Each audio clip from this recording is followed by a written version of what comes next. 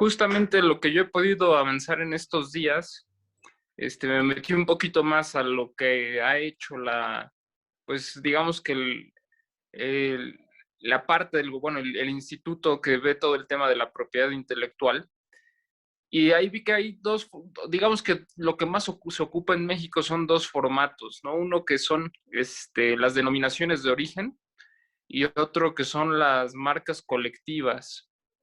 Y que en el tema de la artesanía es lo que más o menos es lo que se ocupa más que nada en México. Y sobre eso me he puesto a investigar, ¿no? De más o menos qué casos, qué cosas están sucediendo así, cuáles son los beneficios entre una y otra, para cruzar ahí la información, ¿no? Como te decía, bueno, qué es lo que existe y cuántas personas saben que existe, ¿no? Y si les interesa entrar en esos temas. Entonces, pues sigo en el tema sigo recopilando datos. Quería No, no, sí, quería compartirte un texto que me pareció genial porque Emilio Vélez lo ha estado, a ver, Emilio, acá está, te lo voy a enviar ahorita a ver si tú lo puedes ver. Y me parece interesante, bien sugerente, el título que ha colocado. Luis Camacho está. A ver si lo compartes. Quería pedirte que nos está acompañando Franco, que es un alumno de la Facultad de Arquitectura y nos va a apoyar en la publicación del libro, en toda la parte logística operativa. Excelente. Me mostró interés en conocerte y lo invité. No sé si hay problema. No, sin problema, con todo gusto. Ya, perfecto. Entonces, ahí estamos. ¿Llegaste a ver? Bueno, Franco, ahí está Luis Camacho. Hola, buenas. Mucho gusto, Luis. hola, ¿qué tal, Franco? Mucho gusto. Qué gusto que te sumes al proyecto. Sí, igualmente. Bueno, aquí para entrar un poco en calor con todos los avances de la investigación. Bueno, quedo atento a lo que puedas. Sí, justo Luis Camacho nos va a compartir. ¿Puedes compartir lo de que te envié o se te hace difícil? Sí, estoy viendo que me enviaste es un formulario, ¿no? Patentes como herramienta de investigación. Ajá. Sí, es eso lo que me comentabas, Walter, lo del, me mandaste ahorita un formulario de Google, ¿no? Que dice, Sí, creo que Franco, estás en, sí, ya. sí. Franco, ¿tienes el documento que nos envió Emilio? Para que se lo pases por el chat. Sí, ahorita les comparto el link. Sí, por el chat compártelo para que lo tenga. Bueno, como te comentaba, Luis, nosotros estamos avanzando, tenemos varias inquietudes y queríamos ver si en algo te podemos ayudar y bueno, ir un poco reflexionando sobre cómo de los casos que me comentaste, cómo iban, ¿no? Viendo. Vi que le diste ese libro a Aristarco. Sí, nada más que, bueno, lo publiqué, pero creo que después lo quité, no sé qué hice, pero voy a poner otra vez en otro grupo la foto, pero sí, se lo di el otro día que ayer que lo pude ver, le di el libro y me falta darle a Javier su libro. Oye, a ver si los invitas pues para que se sumen al proyecto. Yo creo que sería una cosa genial, ¿no? Sí, de hecho el Aristarco puede que tenga ahí varios temas de interés. Le escribo ahora para preguntarle si le interesa entrar en el proyecto y a Javier también. Con Javier, como ya no trabaja en la Ibero, pues ya no tengo tanto contacto con él, pero ahora que le escriba para ver si le puedo entregar el libro, eh, pues seguramente se emocionará de poder estar aquí. Yo creo que sí. ¿Te llegó a pasar el documento de... ¿Lo tienes en el chat del Zoom? Está. Ah, ya, a ver, Sí. a ver. No sé, se me ocurre, bueno, ir maqueteando los títulos. ¿Cómo le llamarías a tu capítulo? O sea, ¿cuál sería el título? ¿No? Se me ocurre ir especulando y no sé, Luis. Ok. Sí, yo no he pensado aún en el título y estoy viendo aquí el documento, ya lo tengo aquí. Ah, si, Eh, si lo compartes para ir mirándolo juntos y de pronto se nos ocurre alguna idea, ¿no? sí, a ver, permíteme. Mm, Es que como ahora estoy en el teléfono, déjame ver si puedo, ya. Ya no hay problema, en todo caso que lo comparta Franco. Sí, sí, no, está bien, está bien. Ya.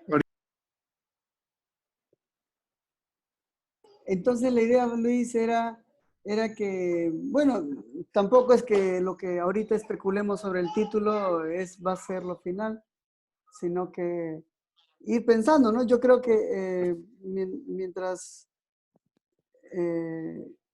abordemos el tema, vamos a poder compenetrarnos y yo sé que las ideas no vienen de golpe, pero si vamos poquito a poquito. Sí, eh, claro. Como el libro pasado, ¿no? O sea, así como que tenemos una conversación así de, no de trabajo, sino más de a ver cómo nos va, cómo estamos y van saliendo las ideas, van fluyendo. A ver, ahí está. Sí.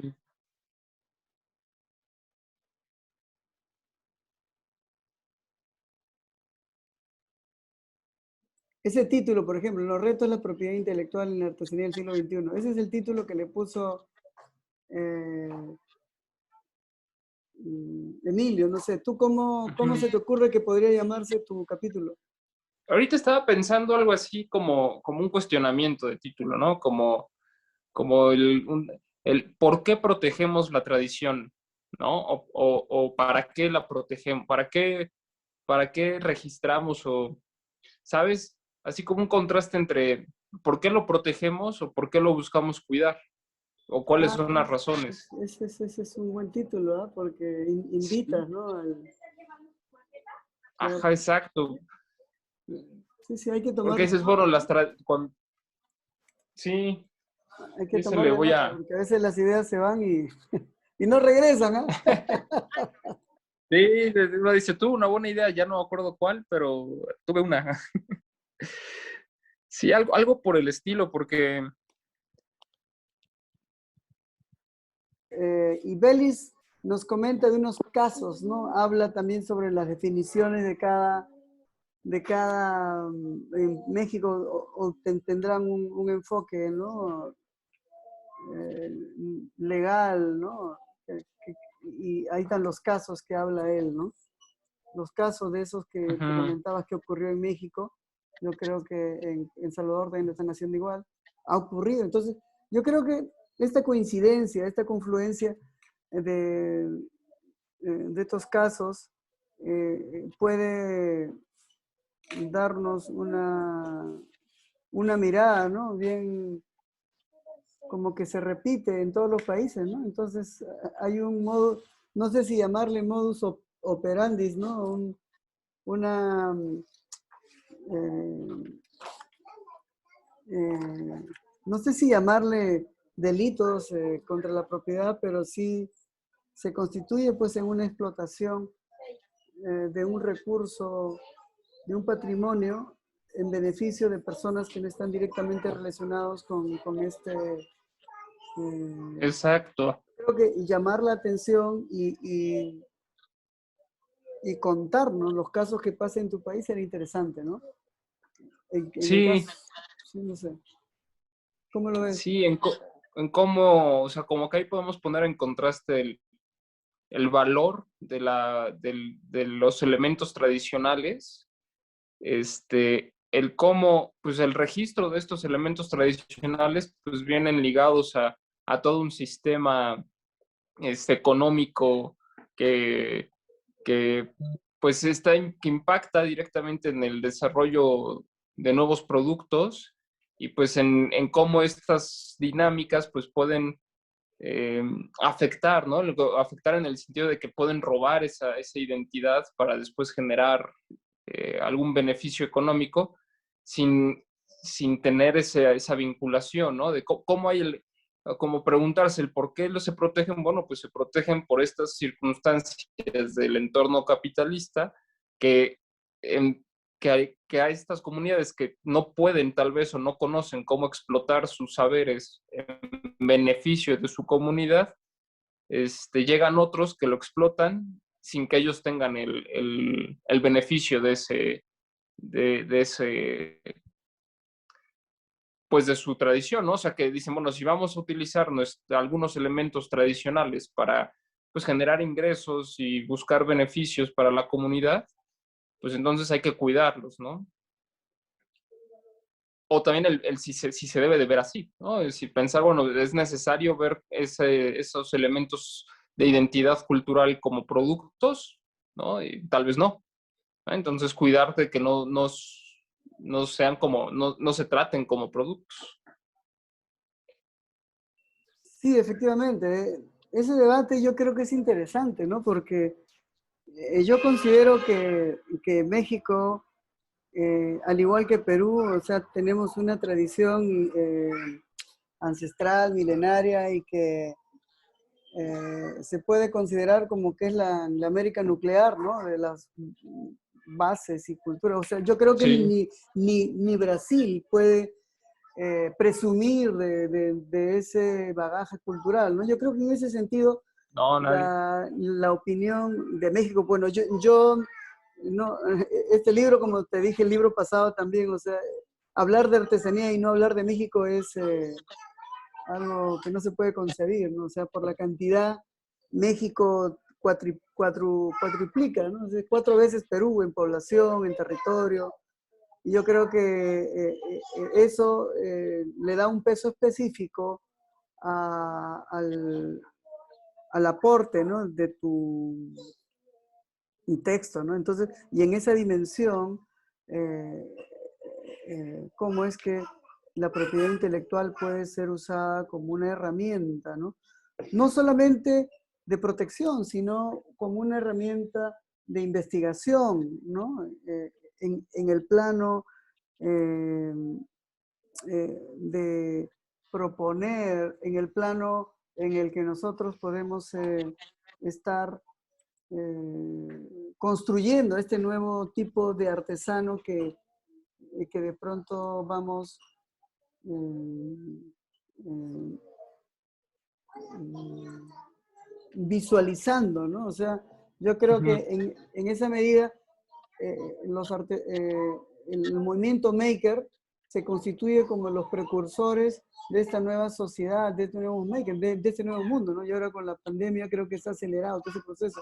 No sé cómo lo puedes ver, y yo creo que esa reflexión, ¿cómo lo plantearías, no? Yo creo que una intro donde cuestione todo esto, eh, a mí se me ocurre, y lo conversaba con Franco y con los miembros del equipo, que de pronto la artesanía no ha sido presentada adecuadamente, ¿no? Entonces, yo creo que la artesanía no ha sido presentada de manera poética, ¿no? Como a veces, no sé, Luis, si has escuchado los documentales de Carl Sagan, ¿no? Sí.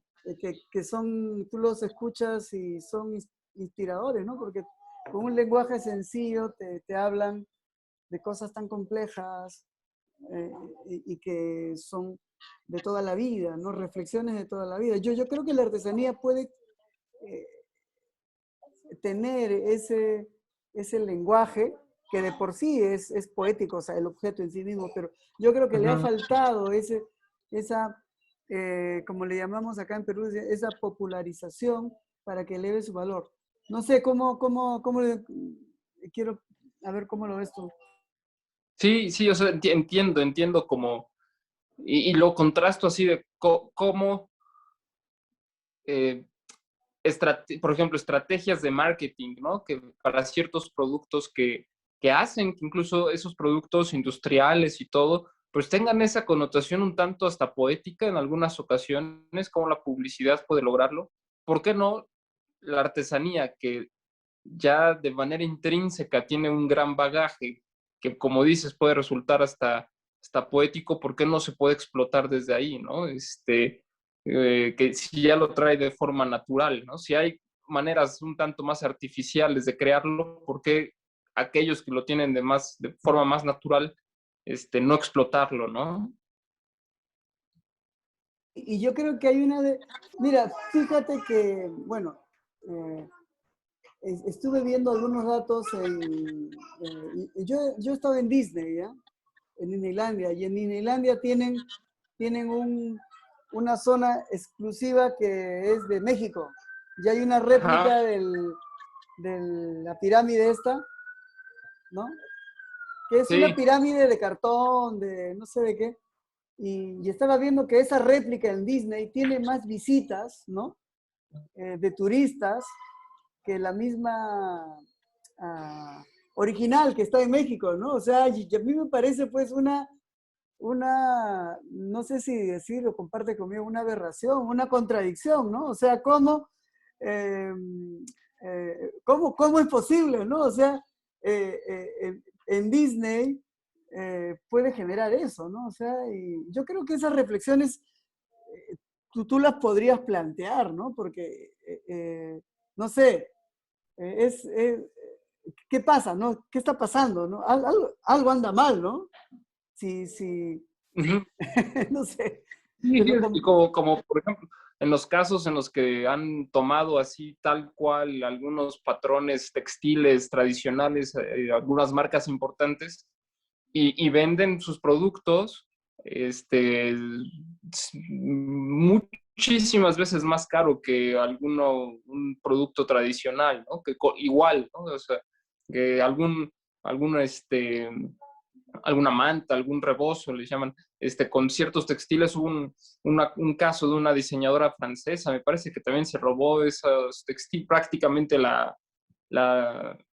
pues, toda la iconografía, y empezó a vender eso en boutiques muy exclusivas en Europa, y pues vaya, es simple, ella no hizo ningún trabajo creativo, simplemente copió algo que ya existía, un tema cultural existente, y le puso el precio que quiso.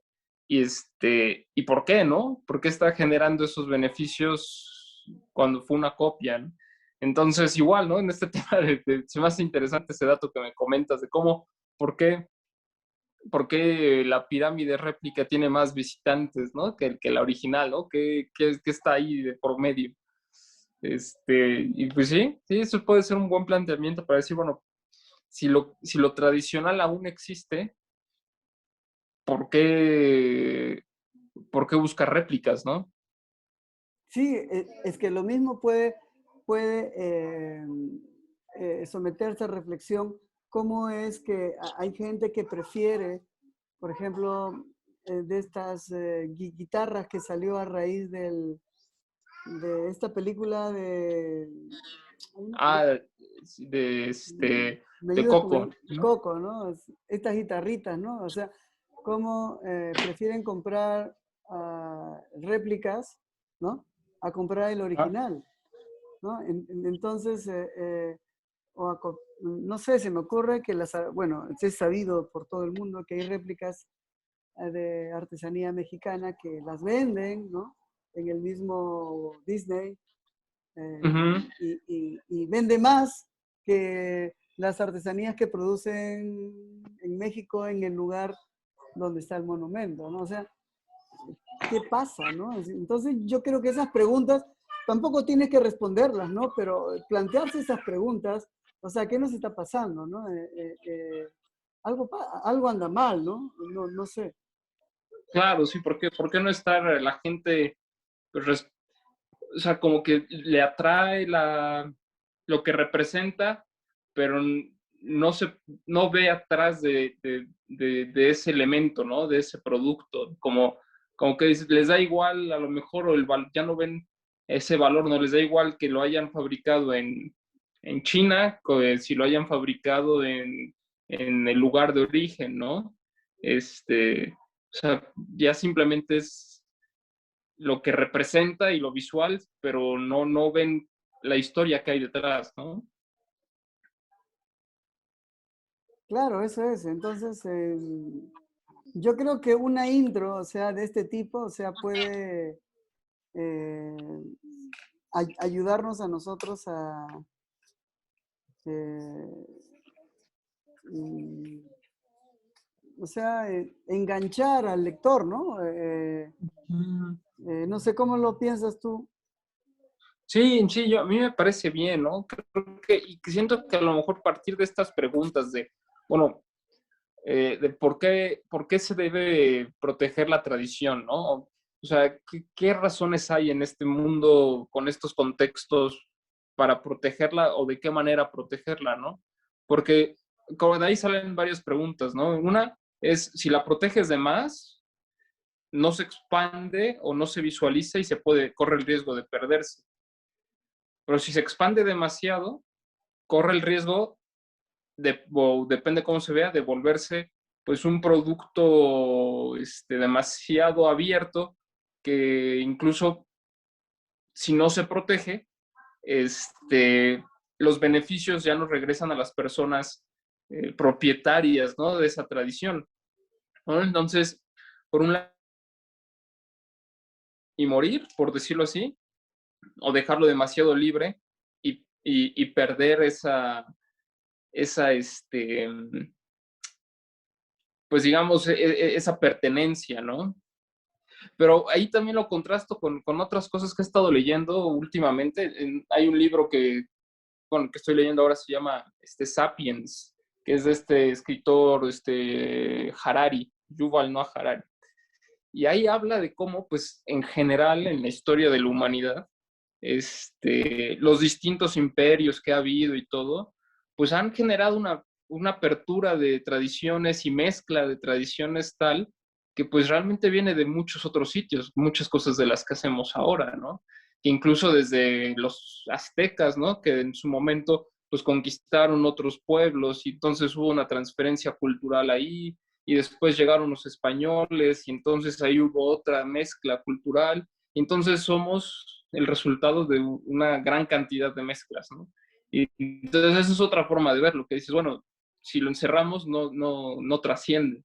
Entonces, ¿cuál sería el punto medio, no? Y cuál sería como eh, qué es lo que vemos, ¿no? Si lo protegemos por conservar la tradición de la manera en la que está, o lo protegemos para tener los beneficios, los posibles beneficios económicos que pudiera traer eso en un entorno donde el producto y el capital, pues es lo que se mueve. Entonces, como que podemos abarcar distintas ópticas, ¿no? Tal vez incluso ahí, sobre la trascendencia de la tradición o también el tema del beneficio económico, ¿no? Sí, sí, yo creo que ahí podríamos hacernos la pregunta también cuál es el rol de la propiedad intelectual, ¿no? O de la protección, ¿no? O sea, una cosa es el sistema de propiedad intelectual y las herramientas que usan para esta protección, ¿no? Ah, me hablaste de la denominación de origen, ¿no? Hace un ratito. Me Ujú. hablaste también no me acuerdo muy bien, pero creo que tiene que ver con la protección, no me acuerdo, a ver si me lo haces recordar. Esas son las marcas colectivas. Sí, la marca colectiva es eso, ¿no? Entonces también eso es algo que puede, no sé, yo lo entiendo como la marca Nike, ¿no? Algo así, Ajá, que es un digamos que, prestigio, ¿no? Si se ajá, puede equiparar y cuál es la diferencia, ¿no?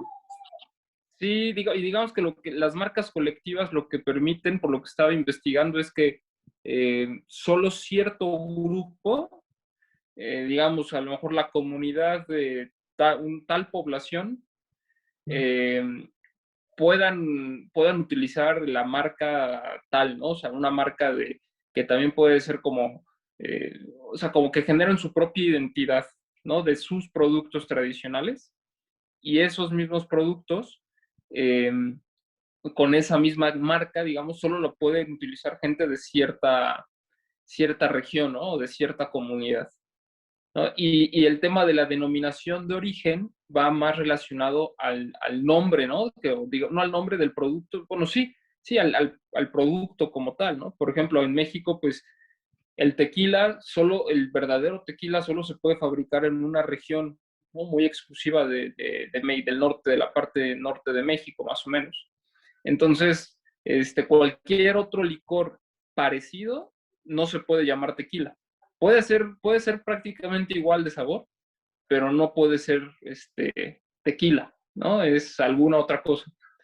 Entonces, eso es lo interesante, ¿no? De cómo podemos también trabajar esa segmentación a partir del producto, a partir de la región, ¿no? A partir de la comunidad o el grupo, ¿no? Y qué representa, ¿no?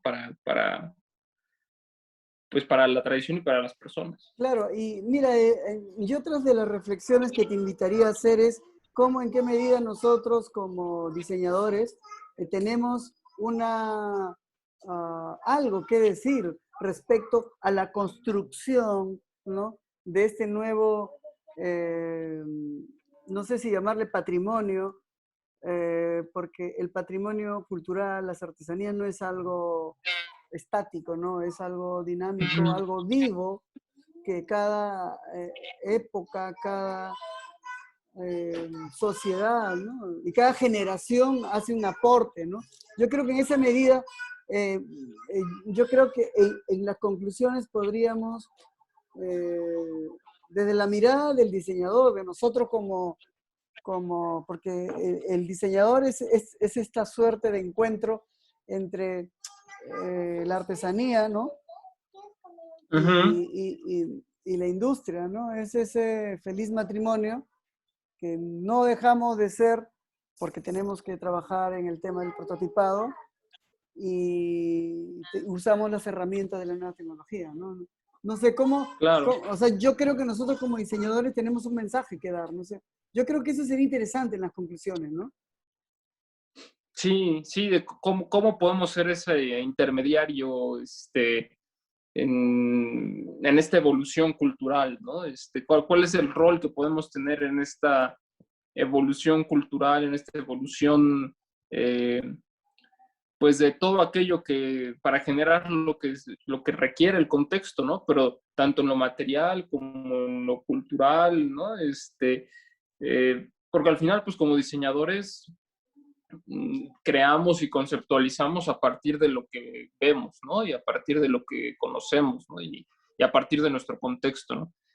Tenemos, por una parte, digamos, las necesidades que vemos, pero por otro lado está el tema de identidad, ¿no?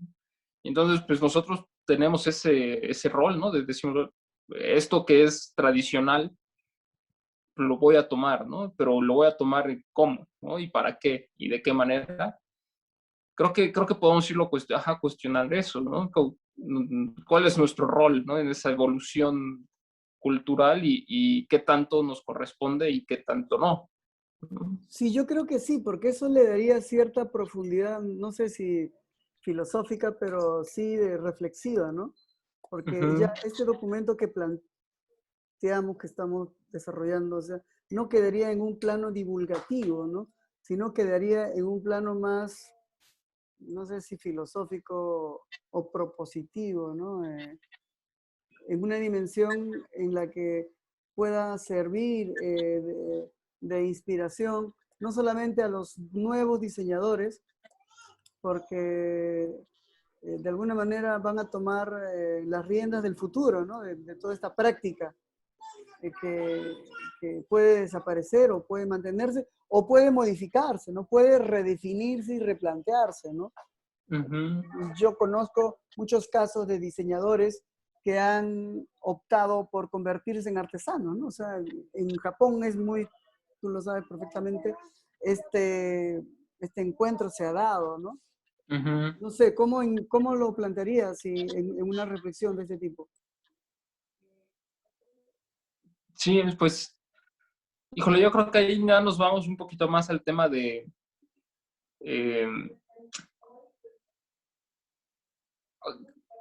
digamos que los responsables de crear o de hacer, ¿no? El entorno artificial, ¿no? En el que vivimos, pues ha sido como una herencia, digo, los quienes son los artesanos, pues eran, o eran los responsables en cierto momento, y los diseñadores, pues como recibimos esa herencia, ¿no? Como una parte de la profesionalización de este arte de hacer o crear el entorno artificial.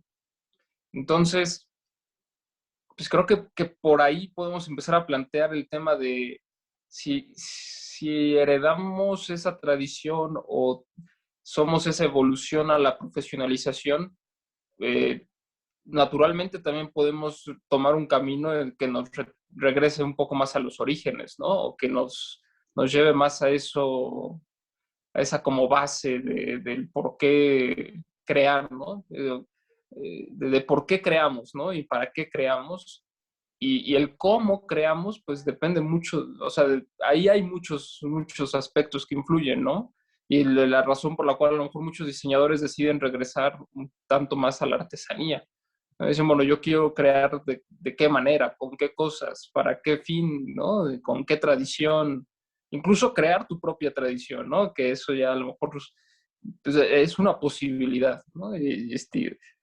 Entonces, ahí a lo mejor podemos tener ese cuestionamiento de eh, heredamos esa misión, eh, y cómo decidimos usarla, ¿no? O cómo decidimos eh, ejercerla. Pero pues ahí también implica pues, otros temas, ¿no? Es decir, bueno, el tema de la industrialización exagerada, pues tal vez empieza a transformarse, ¿no? Empezamos a ver estos cambios de paradigmas, pues tal vez ya no necesitamos las grandes fábricas ni los productos, todos que sean de producción masiva, ¿no? A lo mejor ya podemos tener cosas más personalizadas, podemos tener cada vez más diseñadores artesanos que te creen cosas con tecnología, pero que sean exclusivas para una necesidad, ¿no? Justo como se hacía antes, ¿no? En la antigüedad. Dices, bueno, yo quería una vasija de tal cosa, de tal forma, y te la fabricaban.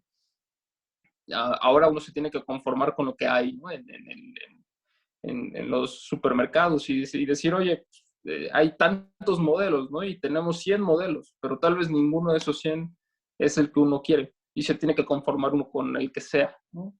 Y esta transformación a la personalización, a un retornar más pues al enfoque cultural, social, personal, pero con una profesionalización y con las herramientas tecnológicas, pues ahí es donde a lo mejor ya hace mucho, ¿no? De mucho cuestionamiento que podamos tener. Y ahí entra también la pregunta de si vamos a tener o si podríamos llegar a un escenario donde sea mucho más particular el desarrollo de los productos a través de las ideas, de la tradición.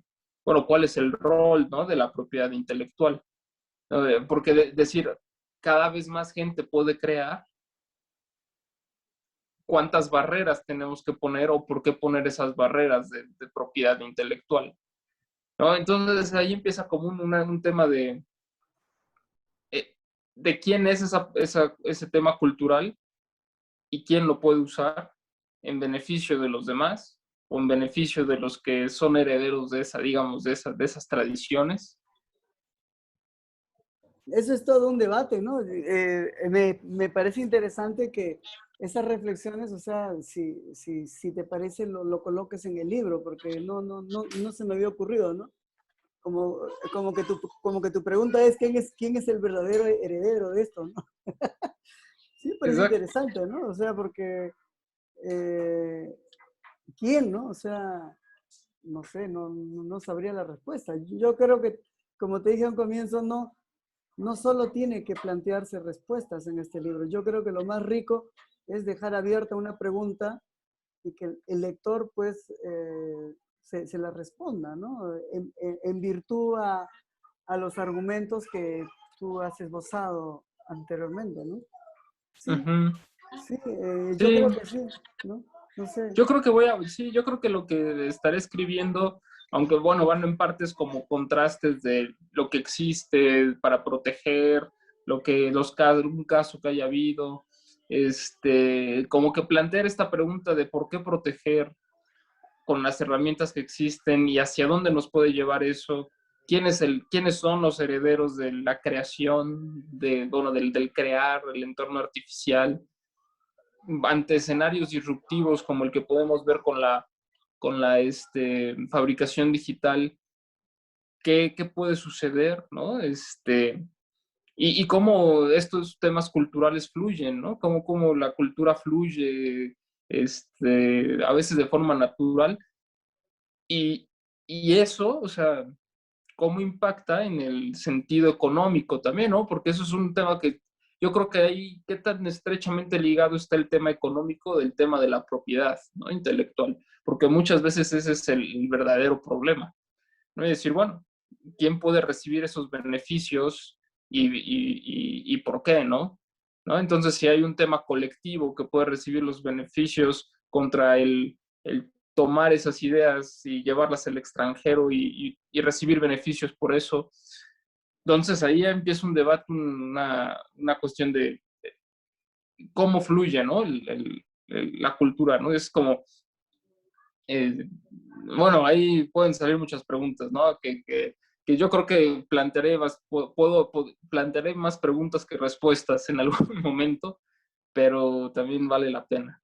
Sí, sí, sí, yo creo que, caramba, Luis, bueno, está todo grabado y si te animas a retomar tus ideas, están acá, te lo voy a pasar Muchas el link, gracias.